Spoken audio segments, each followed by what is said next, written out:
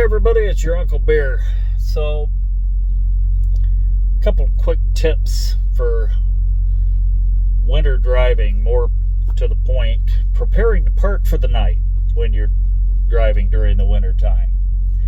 One thing is, now, the majority of the time, if you have disc brakes, any moisture on there will generally just drip off and fall down. But if you've got drum brakes, snow, rain, ice will sit in between your brake lining and your drum. And when you park, if you don't dry that out, if you're below freezing, a lot of times that will freeze like that, and you'll have a hell of a time moving. More on the trailer than the tractor. Usually with the tractor, if you end up with some moisture in there and it freezes, you can put her in reverse and bump it that way and then bump it forward, and it'll usually break itself loose. But I personally, and I don't, like I say, I normally don't run into any problems because I prepare for that kind of thing, but I do carry an 8-pound hammer just in case, and just in case somebody else didn't dry theirs out good. But on your trailer, if you have a trailer hand valve, mine is this little baby right here, but some of them, it looks like a shifter on an automatic car, right?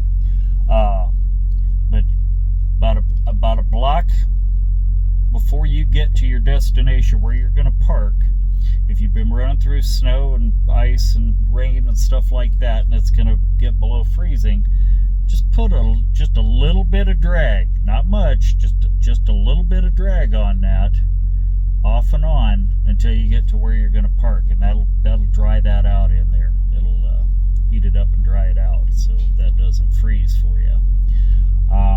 Another thing you want to do if you're going to be parking on snowpack or ice, or if it's going to rain that night and then freeze, what you want to do is, once you get parked in your parking spot, wait about 15 minutes, 10-15 minutes, let the tires cool down, and then roll either forward or backward a couple feet. Just enough to get out of the spot you were just in when your tires were hot. Reason being, if you park there hot, if you leave it sitting right there where you were in the morning, those hot tires will be frozen to the surface you're parked on. And I mean, it won't hurt the tires, but it's harder than hell to break loose sometimes from it.